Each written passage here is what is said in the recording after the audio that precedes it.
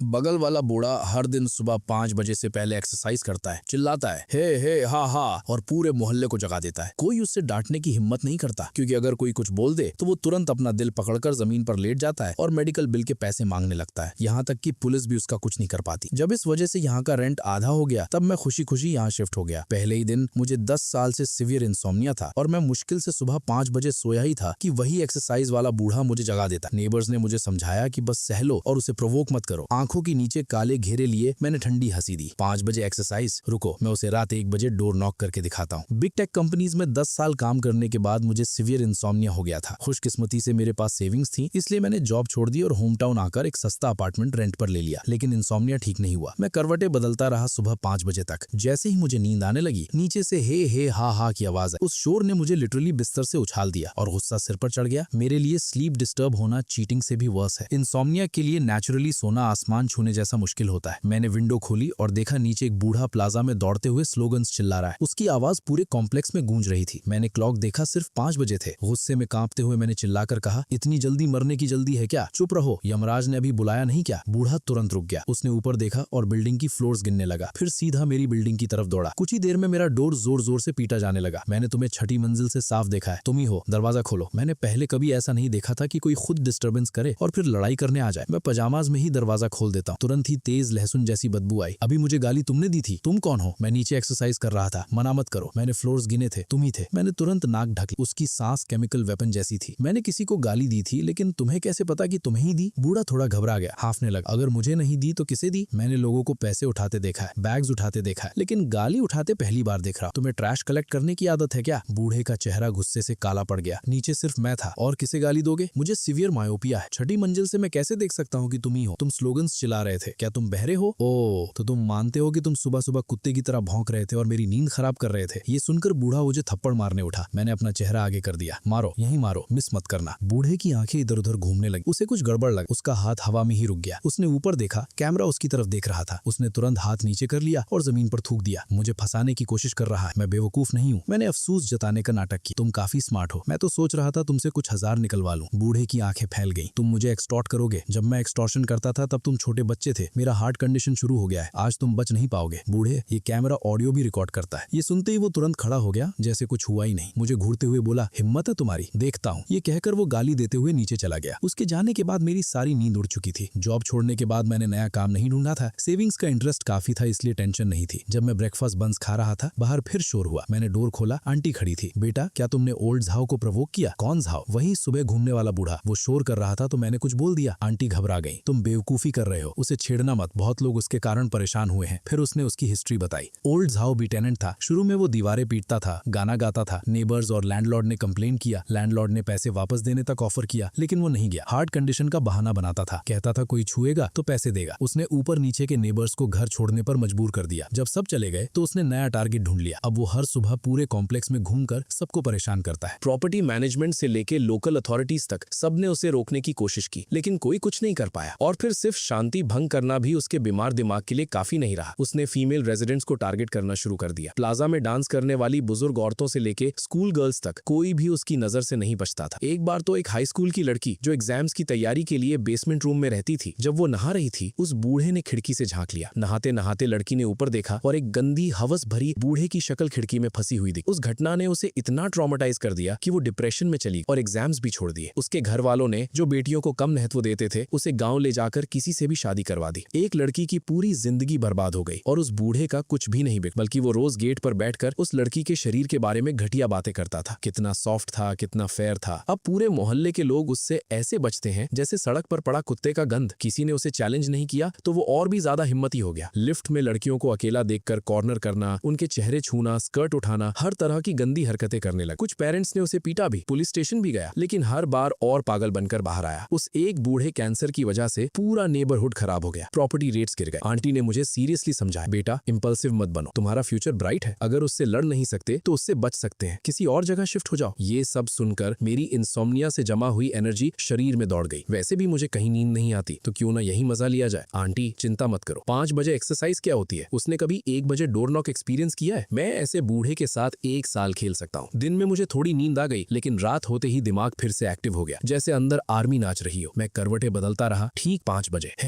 हाँ फिर शुरू। इस बार मुझे गुस्सा नहीं एनर्जी आई। मैं तुरंत ट्रैक सूट पहनकर नीचे गया और उसके पीछे पीछे चलने लगा। वो हे चिल्लाता, मैं ठीक 1 मीटर पीछे से हे दोहराता। वो डर कर उछल गया, पीछे देखा, मुझे देखा, नाक से आवाज निकाली और आगे चलने लगा। मैं चिपक गया। हे। वो अचानक रुका। तुम आखिर कर क्या रहे हो? मैंने उसकी तरफ भी नहीं देख, बस बोला, वो 1000 साल का कछुआ हरामी। वो कुछ सेकंड समझ नहीं पाया, फिर रियलाइज हुआ कि मैं उसे इनडायरेक्टली गाली दे रहा हूँ। उसने गुस्से में हाथ उठाया। मैं खुशी से चेहरा आगे कर दिया। मारो। वो डर गया, कैमरा याद आ गया, हाथ हवा में ही रुक गया। मैं एक्सरसाइज कर रहा हूँ, तुम्हें क्या? मैं बोला, तुम करो, लेकिन अच्छे कुत्ते रास्ता नहीं रोकते। तुम क्यों रोक रहे हो? उसका चेहरा लाल हो गया। वो तेज भागने लगा, लेकिन उसकी बूढ़ी टांगे मुझे कैसे पछाड़ती? हम 1 मीटर डिस्टेंस पर ही रहे। वो चिल्लाता, मैं पीछे से रिपीट करता। पूरा नेबरहुड गूंज गया। उसका सोलो शो अब डुएट बन गया था। आंटी ने बताया था वो रोज 5 राउंड्स लगाता है, 1 घंटे तक, जब तक सबको जगा न दे। लेकिन आज एक ही राउंड में दम निकल गया। वो गुस्से में ब्रेकफास्ट स्टॉल की तरफ भागा। मैं पीछे पीछे। क्या हुआ? आज सिर्फ 1 राउंड? बूढ़े हो गए क्या? दम नहीं रहा? उसने सोए मिल्क पिया, गुस्से में टेबल पर थूक दिया। मुझे कांपते हुए उंगली दिखाता रहा, बोल नहीं पाया। फिर आधा ब्रेड फेंक कर घर चला गया। रुको तुम। मैं कुछ नहीं बोला, बस उसके पीछे गया, उसका फ्लोर देख लिया, फिर वापस आ गया। अपनी बिल्डिंग में घुसते ही आंटी मिल गई। उसने मुझे पकड़ लिया। आज तुमने सीधा टक्कर ली ना? आज सिर्फ 10 मिनट शोर हुआ। मैं समझ गई थी, सावधान रहना बेटा। उस हरामी बूढ़े का पूरा परिवार भी गुंडों जैसा है, आंटी ने डरते हुए कहा। आप टेंशन मत लो आंटी, गुंडा बेपरवाह से डरता है और बेपरवाह उससे जो अपनी जान की परवाह ही नहीं करता। मैंने उसे बिल्कुल शांत नजर से देखा। दूसरे ही दिन किसे पता था कि वो बूढ़ा 4:30 बजे ही नीचे आ गया। स्पष्ट वो मेरे साथ ओवर टाइम खेलने को तैयार था। उसे शायद नहीं पता, इंसोम्नियाक के लिए यही सबसे एनर्जेटिक टाइम होता है। जब उसने पीछे मुड़कर देखा और मुझे फिर से उसके पीछे भूत की तरह चिपका पाया, उसके होठों पर ठंडी मुस्कान आ गई। लड़के, बूढ़ों को ज्यादा नींद की जरूरत नहीं होती, लेकिन तुम जवान लोग अपना समय ऐसे बर्बाद नहीं कर सकते। उसकी आंखों में सीधी चुनौती थी। देखना चाहता था क्या मैं आखिर तक लड़ूंगा। कोई बात नहीं डे, जल्दी सोना और जल्दी उठना सेहत के लिए अच्छा होता है। वो फिर हे हा शुरू कर देता है। मैं उसके पीछे हे डे, आज आवाज इतनी कमजोर क्यों है? कुछ खाया नहीं क्या? या प्रोस्टेट बढ़ गया इसीलिए रात भर पेशाब करते रहे और सो नहीं पाए? अरे धीरे चलो डे, कमर ना टूट जाए। एम्बुलेंस बुलाऊं क्या स्टैंड बाय में? ये टांगे तो कांप रही हैं तुम्हारी। उसकी पीठ अकड़ गई, लेकिन वो जिद में और जोर से चिल्लाने लगा। मैं जारी, डे स्टैमिना नहीं है आवाज में। चाइनीज मेडिसिन के हिसाब से किडनी वीक है, भुने हुए किडनीज खाओ थोड़ा। अभी वाली आवाज ठीक थी, लेकिन लंग्स में जंग लगा पंखा चल रहा है क्या? टॉन्सिल्स सूजे हुए हैं क्या? चिल्लाते रहो, क्यों रुक गए? मैं पल्स चेक कर रहा हूँ। इस बार वो आधा चक्कर भी नहीं लगा पाया। सीधा ब्रेकफास्ट स्टॉल की तरफ गया, लेकिन दुकान खुली भी नहीं थी। ठंड में खड़ा कांपता रहा। डे, इतना सुबह स्ट्रीट फूड हेल्दी नहीं है। उधर बारबेक्यू चल रहा है, 2 किडनी खिलाता हूँ एनर्जी के लिए। वो आंखें पलटता है, छाती पकड़ता है और नीचे बैठने लगता है। तू भाग मत, मेरा हार्ट अटैक हो रहा है। मैं तुरंत इमरजेंसी कॉल करता हूँ, फिर उस पर झपट कर उसे जमीन पर दबा देता हूँ। आस्तीन चढ़ाकर CPR शुरू, मुट्ठी से छाती पर ठोकना। डे टिके रहो, गेम अभी शुरू हुआ है। मैं इतना जोर से दबा रहा था कि वो खास कर मरने जैसा हो गया। एम्बुलेंस आने तक किसी तरह बचा, और जैसे ही उसे एम्बुलेंस में डाला, उसने पुलिस बुला ली। हॉस्पिटल में ऑफिसर का हाथ पकड़कर बोला, यही हरामी मुझे हार्ट अटैक दिया, इसे बैंकरप्ट करो। पुलिस उसे पहचानती थी, बस आह भर दी। CCTV निकाला गया। वीडियो में साफ दिखा मैं 1 मीटर दूर था। मैंने छुआ भी नहीं, बल्कि वो गिरा तो मैं ही हीरो बनकर CPR कर रहा था। जब कंफर्म हो गया कि मैं गुड समैरिटन हूँ, वो बेड पर टैंट्रम करने लगा। सब मिलकर बूढ़े को दबा रहे हो, मैं कंप्लेन करूंगा। पास खड़े सीनियर ऑफिसर ने सख्त आवाज में कहा, और ड्रामा किया तो डिटेंशन में डाल देंगे। वहाँ भी खाना भी डाउनग्रेड हो गया है, बस पानी जैसा सूप और सूखे बंस मिलते हैं। ये सुनते ही बूढ़ा कछुए की तरह चुप हो गया, बस मुझे घूरता रहा जहरीली नजरों से। उसका चेहरा ऐसा था जैसे किसी ने उसे गंध खिला दी हो। मैं अंदर से खुश था। मैं आराम से जाकर सो गया। मेरे हार्डकोर CPR के बावजूद वो एक दिन में फिर से फिट हो गया। तीसरे दिन सुबह 4:30 बजे फिर नीचे आ गया। मैं भी एड्रेनलिन की तरह उठकर पीछे लग गया। वो जमाई ले रहा था। मुझे देखा तो चेहरा काला पड़ गया। तू सोता नहीं है क्या? डे, आपको कैसे पता? वो खून थूटने वाला था गुस्से में, खांसने लगा। आज उसने दौड़ना भी नहीं चुना, लकड़ी उठाई और फिटनेस इक्विपमेंट तोड़ने लगा। धातु की आवाज पूरे कॉम्प्लेक्स में गूंज गई। साले,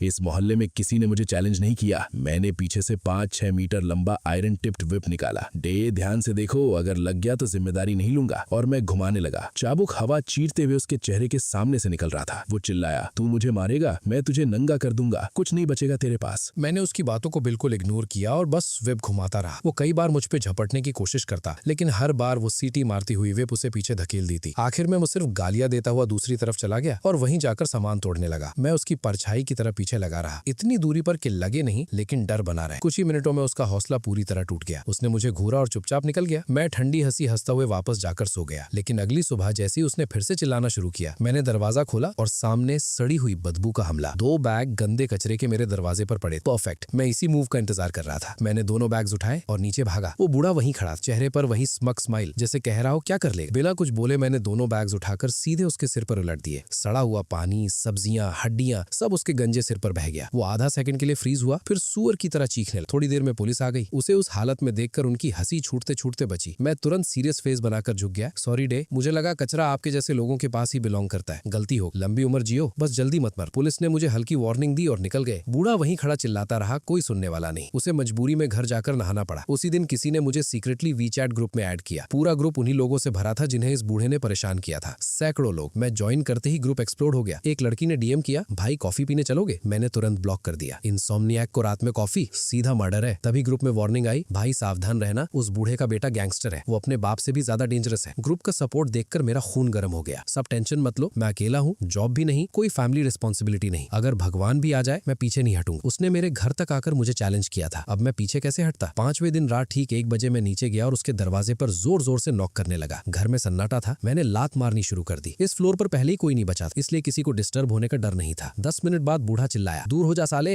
मैं बोला, डे टाइम देखो, उठो और मॉर्निंग एक्सरसाइज करो। वो चिल्लाया, ये 1 बजे रात है। मैं बोला, डे दिमाग में छेद है क्या? फिर वो बोला, अगर फिर नॉक किया तो बेटे को बुलाकर तुझे काट दूंगा। मैं बोला, डे इतनी हिंसा की बातें क्यों? सुबह होने वाली है, अब उठकर मेहनत नहीं करोगे तो मरने के बाद अच्छी कब्र कैसे मिलेगी? जैसे ही वो दरवाजा खोलकर बाहर आने वाला था, मैं भागकर ऊपर चला गया। 2 बजे फिर गया, फिर नॉक, 3 बजे फिर गया। सुबह तक वो बिस्तर से उठने लायक नहीं रहा। पूरे 1 हफ्ते तक मैंने यही किया। रात में उसे सोने नहीं दिया। धीरे धीरे पूरा मोहल्ला शांत हो गया। ग्रुप में लोग मेरी तारीफ कर रहे थे। एक पल के लिए लगा जैसे मैं हीरो। लेकिन उसी शाम जब मैं खाना लेने नीचे गया, एंट्रेंस पर वो बूढ़ा खड़ा था और उसके पीछे एक बड़ा गंजा टैटू वाला आदमी। बूढ़ा कुत्ते की तरह भौंकते हुए बोला, बेटा यही है वो, मार इसे। मैंने कामली अपने चेस्ट पर लगे बॉडी कैम को एडजस्ट किया और मुस्कुराया। टैटू वाला आदमी मुट्ठी उठाता है, लेकिन जैसे ही उसने कैमरा देखा फ्रीज हो गया। तू वही है जिसने मेरे बाप को छेड़ा? मैं बोला, क्या कहा? तू चाहता है मैं तेरा बाप बनूं? इतना बड़ा बेटा नहीं चाहिए मुझे। वो बोला, जब मैं गैंग में था तू डायपर में था, तेरी उम्र 30+ है, बच्चे होंगे? कौन सा स्कूल? मैं बोला, सिंगल हूँ, कोई बच्चा नहीं। वो बोला, तो वाइफ गर्लफ्रेंड सब उठा लूंगा। मैं बोला, जन्म से सिंगल हूँ। तुम क्या बकवास कर रहे हो? मैंने अपना सारा समय बड़ी टेक कंपनियों में पैसे कमाने में लगा दिया, जब तक कि मैं लगभग गंजा नहीं हो गया। औरतों के लिए किसके पास समय है? वो गुंडा हैरान रह गया और उलझन में अपने चालाक बूढ़े बाप की तरफ देखने लगा। बूढ़े ने शर्मिंदगी से सिर हिलाया। ये लड़का सच में अकेला है, मैंने कभी इसके घर कोई औरत या बच्चा आते नहीं देखा। मैंने बूढ़े को अंगूठा दिखाया। डे, तुम्हारी ये गिद्ध जैसी आंखें काफी तेज हैं। टैटू वाला गुंडा झुंझलाहट में सिगरेट जलाने लगा। ठीक है, तो तू पक्का कुंवारा है, तेरे पास नौकरी तो होगी ना, मान या ना मान मैं तेरी कंपनी तक पहुंच जाऊंगा। मैं मुस्कुराते हुए बूढ़े की तरफ मुड़ा। डे, तुम पूरे दिन यही घूमते रहते हो, क्या कभी मुझे काम पर जाते देखा है? बूढ़ा कुछ देर हकलाता रहा और आखिर में मजबूरी में मान गया। ये छोटा हरामी सच में बेरोजगार लगता है। गुंडा पूरी तरह चुप हो गया। उसका चेहरा झुंझलाहट से हरा पड़ गया। 30 से ऊपर उम्र, ना बीवी ना बच्चे, घटिया मकान में रहता है और नौकरी भी नहीं। तू तो मुझसे भी बड़ा निकम्मा है। उसने मोटी उंगली से हवा में इशारा किया। मेरे बाप की सुबह की कसरत सिर्फ शौक है, अगर तू उसे फिर परेशान करेगा तो अपनी जिंदगी संभाल जाना। मैंने आराम से अपने सीने पर लगे कैमरे को थपथपाया और आज्ञाकारी तरीके से सिर हिलाया। समझ गया। धमकी और डराने वाली सारी बातें साफ रिकॉर्ड हो गई हैं। अब इसे पैक करके मोहल्ले के समूह के लोगों को भेजूंगा ताकि इसे इंटरनेट पर डाला जा सके। ये जवाबी हमला अब एक वायरल सीरीज बनने वाला है। ये देखकर कि उनकी धमकियां बेकार हैं, बाप और बेटा गालियां देते हुए चुपचाप निकल गए। अगली सुबह वो टैटू वाला बेटा सच में सुरक्षा देने आया। वो बूढ़ा के साथ उसकी सुबह की कसरत में शामिल हुआ, लेकिन उसकी हालत ऐसी थी जैसे वो मरने वाला हो। आंखों के नीचे गहरे काले घेरे थे, जैसे रास्ते में ही गिर पड़ेगा। मैंने अपना कैमरा उठाया और बाहर निकल पड़ा, एक प्रत्यक्ष अनुभव वाला वीडियो बनाने के लिए। ऐसा कंटेंट निश्चित ही वायरल होने वाला था। डे, हे हा, शोर से परेशान और नींद की कमी से टूटा हुआ टैटू वाला आदमी अपना आपा खो बैठ। उसने मुझे एक लात मारी। मैं पहले से तैयार था। उसकी कमजोर लात के साथ ही मैं आसानी से ठंडी सड़क पर फिसल गया। तुरंत आसपास की अंधेरी इमारतों ने जैसे कोई संकेत पा लिया हो। बत्तियां एक साथ जल उठी। लोग खिड़कियों और बालकनियों से झुककर जोर जोर से चिल्लाने लगे। गुंडे सड़क पर लोगों को मार रहे हैं, एम्बुलेंस बुलाओ, इसने इसका दिमाग निकाल दिया, इसे बचाओ, पूरा मोहल्ला गवाह है। 3 मिनट के भीतर पुलिस की सायरन गूंज उठी। लंबे समय से परेशान सैकड़ों घर मालिक बाढ़ की तरह बाहर निकल आए और बाप बेटे को इस तरह घेर लिया कि एक मक्खी भी नहीं निकल सकती थी। मुख्य अधिकारी गंभीर चेहरे के साथ झुका। भाई कैसा लग रहा है? क्या तुम सांस ले पा रहे हो? क्या एम्बुलेंस बुलाऊं? मैंने सिर पकड़ लिया। दर्द से कराहते हुए आंखें धुंधली दिखाते हुए बोला, मेरा सिर बहुत चक्कर खा रहा है, मुझे उल्टी आने वाली है, एम्बुलेंस बुलाओ। अधिकारी बोला, पीड़ित में उल्टी के लक्षण है, संभवतः दिमागी चोट है। मुझे नाटक करते देखकर टैटू वाला आदमी पागल हो गया और मुझे फिर से लात मारने की कोशिश करने लगा। बकवास, मैंने इसके सिर को छुआ भी नहीं। लेकिन उसके बोल खत्म होने से पहले ही 2 मजबूत अधिकारियों ने उसे पकड़कर जमीन पर मुंह के बल दबा दिया। एकदम सही पकड़ में। सैकड़ों दर्शक तुरंत न्याय के गवाह बन गए, एक साथ गवाही देते हुए कि उस गुंडे ने मुझे लात मारकर मारने की कोशिश की। बूढ़े ने देखा कि मामला बिगड़ रहा है और उसने अपना पुराना तरीका अपनाया, छाती पकड़कर जमीन पर लेट गया। लेकिन सैकड़ों लोगों ने उसे ऐसे नजरअंदाज किया जैसे सड़क पर पड़ा कूड़ा हो। किसी ने उसकी तरफ नहीं देखा। थाने में पक्के सबूतों के सामने टैटू वाला आदमी रोते हुए 5000 की मेडिकल भरपाई देने पर मजबूर हो गया। मैंने तुरंत वो सारे पैसे महंगे पिस्पा और नाश्ते खरीदने में खर्च खर्च कर दिए, उन्हें सुरक्षा कक्ष पर रख दिया और समूह में सभी को लेने के लिए कह दिया। इस कदम ने मुझे एक दंत कथा बना दिया। पूरा मोहल्ला खुशी से भर गया। उस रात बूढ़ा इतना गुस्से में था कि उसे सच में दिल का दौरा पड़ गया। उसे एम्बुलेंस में ले जाया गया और वो आधा महीना अस्पताल में रहा। उसका टैटू वाला बेटा 1 हफ्ते से भी कम समय में उसकी देखभाल करते करते टूट गया। उसने कुछ 100 रुपए देकर सबसे लसते गैर कानूनी मजदूर को रख लिया और खुद रातों रात भाग गया। जिस रात उस हरामी बूढ़े को एम्बुलेंस में ले जाया गया, घर मालिकों ने पैसे इकट्ठा करके पटाखों से भरा एक ट्रक खरीदा। पूरी रात पटाखों की आवाज गूंजती रही। वो सच में एक जश्न था। आखिरकार उस समय मोहल्ले ने आधे महीने की शांति का आनंद लिया। मेरी बड़ी कंपनी से मिलने वाली रकम आखिरकार मेरे खाते में आ गई, 5 लाख से भी ज्यादा। मेरी पुरानी कंपनी सच में उदार थी। मैंने बैंक में फोन किया ताकि अच्छे मुनाफे वाले इन्वेस्टमेंट के बारे में पूछ सकूं। एक खास कस्टमर होने के नाते ब्रांच मैनेजर खुद मुझे लेने पर जोर देने लगा। मैं मना नहीं कर पाया, इसलिए मान गया। अगली सुबह बैंक की गाड़ी इंतजार कर रही थी। प्रबंधक और एक कर्मचारी साफ सुथरी वर्दी में मुस्कुराते हुए मिले। दिखावे के लिए मैंने अपना पुराना इंटरव्यू वाला सूट निकाल लिया। आंख के कोने से मैंने उस घटिया बूढ़े को पास खड़े हमें देखते हुए देखा। मैंने उसे नजरअंदाज किया और गाड़ी में बैठकर निकल गया। पीछे की खिड़की से देखा तो वो बूढ़ा एक जंग लगे इलेक्ट्रिक वाले तिपहिये पर पूरी रफ्तार से हमारा पीछा कर रहा था। ड्राइवर भी हैरान हो गया। उस बूढ़े को देखो, तिपहिया घुमाते हुए जैसे फिसल रहा है। खास सेवा के जरिए काम बहुत जल्दी हो गया। आधे घंटे से भी कम समय में सब खत्म हो गया। मैनेजर मुझे बाहर तक छोड़ने आया, लेकिन जैसे ही हम दरवाजे तक पहुंचे, एक सुअर जैसी चीख गूंजी। बैंक वाले गरीबों को दबा रहे हैं, इनमें कोई इंसानियत नहीं। इन्होंने एक 80 साल के बूढ़े को मारा और अपमानित किया। रात में दरवाजे पीटते हैं और छोटी लड़कियों को भी नहीं छोड़ते। ये तो हद हो गई है। वो बूढ़ा हरामी तो अपने ट्राइसिकल पर बैनर तक लगा कर लाया था। वो बैंक के गेट पर घुटनों के बल बैठकर रोने लगा। जैसे ही उसने मुझे देखा, पागल कुत्ते की तरह मुझ पर झपटा, मेरी बाजू पकड़ ली और भीड़ की तरफ चलाने लगा। पड़ोसियों, इसे देखो, ये आदमी बैंक में बड़ा अफसर है। ये मुझे गाली देता है, मारता है और सोने नहीं देता। इसने मेरी पोती को भी धमकाया। इसने मुझे हार्ट अटैक दे दिया और मुझे ER भेज दिया। देखो सब लोग, ये रहा मेरा बिल। उसने कागजों का एक ढेर उठा लिया। कौन अपनी मेहनत की कमाई ऐसे जानवर के बैंक में रखेगा? क्या हम जैसे आम लोगों के लिए कोई इंसाफ नहीं है? जल्दी ही भीड़ 3 परत तक जमा हो गई। बैंक मैनेजर घबरा गया और बूढ़े को खींचकर हटाने की कोशिश करने लगा। दाई, आपने गलत आदमी पकड़ लिया है। ये हमारा क्लाइंट है, कर्मचारी नहीं। बूढ़े ने मैनेजर को धक्का दे दिया। एक दूसरे को बचाना बंद करो। तुम कहते हो ये तुम्हारा कर्मचारी नहीं है, सिर्फ जिम्मेदारी से बचने के लिए। मैंने तुम्हें इसे अपनी कार में लेते हुए देखा है। तुम सब एक जैसी यूनिफॉर्म पहनते हो। ये जरूर कोई बड़ा लीडर है। भीड़ फुसफुसाने लगी और वीडियो बनाने लगी। ये तो हद हो गई। हाँ, समाज कितना अंधेरा हो गया है। क्या बैंक जो चाहे वो कर सकते हैं? ये तो सर्विस इंडस्ट्री है। ऐसे कैसे लोगों के साथ बर्ताव कर सकते हैं? लग रहा था बैंक की टक्कर मिल गई है। अगर ये इंटरनेट पर गया तो ब्रांच की खैर नहीं थी। मैनेजर जो काफी अनुभवी था, उसने अपने स्टाफ को पुलिस बुलाने का इशारा किया और बूढ़े को ऑफिस में ले जाने की कोशिश की। बूढ़े ने उसे झटक दिया। मुझ पर अपने चालाकी के खेल मत खेलो। मैं तुम्हारे बैकरूम डील में नहीं फंसने वाला। आज सबके सामने जवाब देना होगा। ऊपर से बूढ़ा गुस्से में कांप रहा था, लेकिन उसकी आंखों में चालाक जीत छुपी हुई थी। मैंने काफी देख लिया था। मैं धीरे धीरे आगे बढ़ा। उसे लगा मैं हार मान रहा हूँ और मुझे गाली देने की तैयारी करने लगा। लेकिन मैं भीड़ की तरफ मुड़ा। सब लोग वीडियो बना सकते हो, लेकिन अभी ऑनलाइन मत डालना, नहीं तो जेल भी जा सकते हो। जब पुलिस आए तो मेरे गवाह बनना। ये देखकर कि मैं डरा नहीं हूँ, उसने मेरी तरफ उंगली करके चिल्लाया, क्या सब अंधे हो? मैं तुम्हें 2 ऑप्शन देता हूँ, या तो इस्तीफा दो और मुझे पैसे दो, या मैं तुम्हें कोर्ट में घसीटूंगा जब तक तुम नौकरी से निकाल न दिए जाओ, और फिर भी पैसे देने पड़ेंगे। या अगर चाहो तो हमारे मोहल्ले से निकल जाओ और अब से एक इंसान की तरह रहो, तो मैं पुरानी बातें भूल जाऊंगा। उसकी आंखों का लुक देखकर मुझे समझ आ गया कि ये सब उसने मुझे मोहल्ले से भगाने के लिए सेटअप किया है। मुझे शक हुआ। इससे पहले कि मैं और सोच पाता, पुलिस आ गई। वही 2 ऑफिसर थे। दाई, आज कौन सा तमाशा कर रहे हो? बूढ़ा थूकते हुए बोला। अब देखो कैसे ऐसे बचाते हो। मैंने इसे रंगे हाथ पकड़ा है। ये यही काम करता है। लीडर भी इसे लेने आता है। अगर मुझे सही जवाब नहीं मिला तो मैं आज रात यही बैंक लॉबी में सोऊंगा। दोनों ऑफिसर एक दूसरे को देखने लगे, फिर मेरी तरफ बेबस नजरों से देखा। उन्होंने मेरी आईडी चेक की। 1 मिनट बाद बोले, दाई, हमने चेक किया, ये आदमी फिलहाल बेरोजगार है। बकवास, मैंने इसे बैंक की गाड़ी से उतरते देखा है। तुम लोग अभी भी इसे बचा रहे हो। हम मीडिया के पास जाएंगे और तुम्हारा करप्शन उजागर करेंगे। इसी बीच भीड़ को चीरते हुए एक बूढ़ी औरत आई। साइड हो जाओ, मुझे बैंक का काम करना है। बूढ़ा दरवाजे पर पहरेदार की तरह खड़ा हो गया। जब तक ये लड़का नौकरी से नहीं निकलेगा कोई अंदर नहीं जाएगा। उस औरत ने ज्यादा कुछ नहीं कहा। उसने बस उसे जोर से कई थप्पड़ मार दिए। किसने इस गंदगी को नाली से बाहर आने दिया? दफा हो जाओ। बूढ़े का चेहरा लाल हो गया। वो गाली देने ही वाला था, लेकिन उसकी तेज नजर देखकर डर गया। वो एक क्लासिक बुली था जो ताकतवर से डरता है। मैं 10 साल से यहाँ बैंकिंग कर रही हूँ और मैंने इसे एक दिन भी यहाँ काम करते नहीं देखा। ये सुनकर बाकी रेगुलर कस्टमर भी बोलने लगे, हाँ, हम सबको जानते हैं, यहाँ ऐसा कोई आदमी नहीं है। अपनी आंखें खोलो, इसका सूट भी अलग है। अच्छा कुत्ता रास्ता नहीं रोकता, हट जाओ ताकि हम अपना काम कर सकें। बूढ़ा सन रह गया। उसके होंठ कांपने लगे। नामुमकिन, मैंने अपनी आंखों से देखा है। उसने मैनेजर का हाथ पकड़ लिया जैसे आखिरी सहारा हो। मुझे फर्क नहीं पड़ता, तुम इसे जरूर जानते हो। भले ये तुम्हारा कर्मचारी ना हो, तुम्हें मुझे पैसे देने होंगे, वरना मैं रोज आकर तुम्हें बंद करवा दूं। मैनेजर परेशान हो गया। दाई, आप हद कर रहे हैं। दोनों ऑफिसर अब सब देख चुके थे। उन्होंने उसे पकड़ लिया। दाई, आपने आज बहुत बड़ा तमाशा किया है, पब्लिक ऑर्डर डिस्टर्ब किया है और बदनामी फैलाई है। चलिए थोड़ा चाय पीते हैं। मैं भी बयान देने के लिए उनके साथ गया, ये कहते हुए कि उसकी बदनामी से मुझे मानसिक तकलीफ हुई है और मैं बड़ा मुआवजा चाहता हूँ। वो फिर से अपना ड्रामा करने लगा, रोने लगा कि वो गरीब है। मैं हंस पड़ा। तो फिर डिटेंशन में आराम से रिटायरमेंट एंजॉय करो, इससे हमारे मोहल्ले में शांति आएगी। जब तुम जाओगे प्रॉपर्टी के दाम जरूर बढ़ेंगे और लोग 3 दिन तक पटाखे फोड़कर जश्न मनाएंगे। ये सुनकर वो घबरा गया और अपने बेटे को फोन किया। मैं समझ गया कि उसे फोन पर डांट पड़ रही है, लेकिन आखिर में उसके बेटे ने 20,000 RMB से ज्यादा मुआवजा दे दिया। जब वो स्टेशन से निकल रहा था उसने फिर से अपने बेटे को फोन किया। मैं पीछे पीछे गया और मेरे तेज कानों ने सब सुन लिया। बेटा, तुम्हारा ये प्लान सच में काम करेगा क्या? तुम्हारे बाप की हड्डियां टूट रही हैं, प्रॉपर्टी के दाम तो बढ़ ही नहीं रहे हैं। वो नया लड़का एकदम नाइटमेयर है, वो किसी भी चीज में फंसता ही नहीं। अगर हमने उसे बाहर नहीं निकाला तो सस्ते फ्लैट खरीदने का हमारा प्लान फेल हो जाएगा। बेटे की आवाज साफ सुनाई दे रही थी। चुप रहो, मैंने बैंक लोन सेट कर लिया है। जैसे ही हम कीमतों को आधा गिरा देंगे, हम 10 यूनिट खरीद लेंगे। जब तुम शिफ्ट हो जाओगे और 1 साल बीत जाएगा तो कीमतें आसमान छुएंगी और हम लाखों कमाएंगे। ये सुनकर बूढ़े में फिर से जान आ गई। ठीक है, आज अपनी बूढ़ी हड्डियों को दाव पर लगा देता हूँ। जैसे ही वो कॉम्प्लेक्स में घुसा उसने मेगाफोन निकाला और ज़ॉम्बी की तरह इधर उधर दौड़ने लगा। सुनो तुम सब डरपोको, 7301 वाला लड़का मुझसे पंगा ले रहा है और तुम सब देखते रह रहे हो। ठीक है, आज से मैं हर घंटे किसी भी दरवाजे पर जाकर ठोकूंगा जब तक तुम सब पागल न हो जाओ। अगर किसी को दोष देना है तो बिल्डिंग 7 के उस लड़के को देना। मैं काम नहीं करता, मेरे पास दुनिया भर का टाइम है। उसके पीछे चलते हुए मैं लगभग हंस पड़ा। ये बूढ़ा कुत्ता सच में आर्ट ऑफ वॉर वाला सोइंग डिस्कॉर्ड वाला दांव इस्तेमाल कर रहा था। जैसा सोचा था वैसे ही होम ओनर्स का ग्रुप चैट पागल हो गया। हम बर्बाद हो गए। वो पागल कुत्ता अब सबको काट रहा है। हमें बिल्कुल नींद नहीं मिलेगी। सबसे बुरी बात यह है कि ये मिस्ट्री बॉक्स है, किसी को नहीं पता अगला नंबर किसका होगा। भाई, शायद उससे माफी मांग लेनी चाहिए। वो तो सिर्फ सुबह 5 बजे शोर करता था, कम से कम तब हमें थोड़ी नींद मिल जाती। किसी रीढ़हीन इंसान ने सच में ये लिख दिया। ग्रुप एकदम शांत हो गया। मुझे लगा आधे लोग तो पीछे हटने को तैयार थे। माफी? क्या तुम्हारे दिमाग में पानी भर गया है? बिल्कुल नहीं, मैंने ग्रुप में बोल दिया। मैं कभी माफी नहीं मांगूंगा, ये शब्द मेरी डिक्शनरी में है ही नहीं। अगर तुम में से कोई मुझे पीछे से वार करने या धोखा देने की कोशिश करेगा तो आ जाओ, मैं अकेला ही तुम सबका सामना करूंगा। माहौल गर्म होते देख आंटी बीच में कूद पड़ी माहौल शांत कराने के लिए। स्याओझांग, शांत हो जाओ। सबको मजबूरी में कोने में धकेल दिया गया है, कोई रास्ता नहीं बचा। हमें बाहर वाले के खिलाफ एकजुट रहना होगा। ग्रुप के 2 मुंहे लोग तुरंत समझ गए और चैट में सहमति के मैसेज स्पैम करने लगे। मुझे समझ आ गया कि इन कायरों को अब एहसास हुआ है कि मैं उस पागल बूढ़े कुत्ते से भी ज्यादा खतरनाक पागल। पहले ये लोग मजे ले पा रहे थे क्योंकि मेरा मूड अच्छा था और मैं इनके लिए खड़ा हो रहा था। जब देखा कि ये हरामी पूरी तरह डर गए हैं और एक ही लाइन में खड़े हो गए हैं तो मैंने धीरे धीरे एक मैसेज टाइप किया। सब लोग आराम से रहो। अगर वो बूढ़ा कुत्ता आज रात किसी के दरवाजे पर आया तो बस ग्रुप में आवाज देना, मैं खुद आऊंगा और अपनी जान जोखिम में डालकर उसके साथ खेलूंगा। ये कहते ही स्क्रीन लाइक्स और पूजा से भर गई। बूढ़ा भी काफी निर्दयी निकला। उसने उसी रात एक्शन ले लिया। आधी रात को जब पूरा शहर सो रहा था, मेरा दिमाग अभी भी दौड़ रहा था। बिल्डिंग 9 का एक बेचारा ग्रुप में घबराकर SOS भेजने लगा। बचाओ बचाओ, कोई मेरे दरवाजे को पागलों की तरह पीट रहा है। पक्का वही बूढ़ा पागल है, उसने तो मरे हुए लोगों वाला कपड़ा भी पहना हुआ है। मैं डर के मारे मर जाऊंगा। मैंने उसका WeChat प्रोफाइल पिक देखा। क्या संयोग है, वही कमजोर आदमी था जिसने सुबह मुझे माफी मांगने को कहा था। मेरे शरीर का हर सेल खुशी मना रहा था, लेकिन मुझे कोई जल्दी नहीं थी। मैं बस चुपचाप ग्रुप चैट में बैठा उसका दुख देखता रहा। बिल्डिंग 9 वाला आदमी पूरी तरह टूट गया था, बार बार मदद मांग रहा था। बड़े भाई, मुझसे गलती हो गई, मैं अंधा था, प्लीज अपनी शक्ति दिखाओ और मेरी जान बचाओ। मैंने आराम से जवाब दिया, बस दरवाजा खोलो और अपना वादा पूरा करो, नहीं तो पुलिस बुलाओ। बड़े भाई, पुलिस बुलाने से ये बूढ़ा कमीना नहीं रुकेगा। मुझे सच में डर है कि ये मुझे कंगाल कर देगा। मैंने सिर्फ 3 शब्द लिखे, मुझे भी डर लगता है। बड़े भाई, सच में मुझसे गलती हो गई। ये सब मेरी बड़ी जुबान की वजह से हुआ। मैं 1000 टुकड़ों में कटने लायक हूँ, बस सुन लो। इसके तुरंत बाद उसने अपनी गाल पर थप्पड़ मारते हुए वीडियो भेज दिया। वो तेज आवाजें स्क्रीन के पार भी दर्द महसूस करा रही थी। वो खुद के साथ भी काफी निर्दयी निकला। जब देखा कि गलती मानने का उसका तरीका ठीक है तो मैंने जैकेट पहनी और सीधे बिल्डिंग 9 की तरफ निकल गया। वैसे भी लंबी रात थी और मुझे नींद नहीं आ रही थी, तो सोचा इस बूढ़े कमीने से मिल ही लेते हैं। ओए बूढ़े, आधी रात को ये अंडरवर्ल्ड वाला कॉस्प्ले कर रहे हो क्या? धुंधले कॉरिडोर में बूढ़ा एक डरावना काला कफन जैसा कपड़ा पहने एक छोटे स्टूल पर आराम से बैठा था। हाथ में थर्मस था और मजे से गर्म चाय पी रहा था। तुमसे मतलब नहीं, बीच में मत पड़ो। मैं बीच में पढ़ने नहीं आया, मैंने बिना किसी भावना के कहा। फिर हाथ घुमाकर मैंने अपना अल्टीमेट बायोकेमिकल हथियार निकाला, एक डिब्बा सूरस्ट्रोमिक। जैसे ही ढक्कन खुला, सड़े हुए फर्मेंटेड मछली की बदबू बूढ़े पर हमला कर गई। उसकी गर्दन झटके से हिली और वो तुरंत उल्टी जैसा करने लगा। मैंने वो बायोकेमिकल हथियार सीधा उसकी नाक के नीचे रख दिया। उसने अपना सिर अपने कफन में छुपा लिया और मेरे खिलाफ टिकने की कोशिश करने लगा। लेकिन 10 मिनट भी नहीं हुए थे कि उसका चेहरा बैंगनी हो गया और वो लगभग बेहोश होने वाला था। आखिरकार सहन नहीं कर पाया और घबराकर भाग गया, अपना स्टूल और थर्मस गिराते हुए। मैं उसके पीछे भूत की तरह चला। बूढ़ा आगे आगे भाग रहा था, जोर जोर से उल्टी जैसा कर रहा था। जैसे ही वो अपने घर में घुसा, मैं उसके दरवाजे पर आराम से बैठ गया, अलार्म लगाया और हर घंटे उसका दरवाजा पीटने लगा। बूढ़े, जब रात लंबी है और तुम्हें नींद नहीं आ रही तो बाहर आकर सी फूड दावत क्यों नहीं करते? भरोसा करो, इसकी बदबू भले ही खराब है लेकिन स्वाद बढ़िया है, चिकन जैसा कुरकुरा। अंदर से आती आवाजें सुनकर लग रहा था कि वो बूढ़ा अपनी रात का खाना उगल रहा है। अगली रात भी बूढ़ा हार नहीं माना और किसी दूसरे के दरवाजे पर चला गया। उसके लिए बदकिस्मती की बात बात ये थी कि अब मेरे स्काउट्स पूरे मोहल्ले में फैल चुके थे।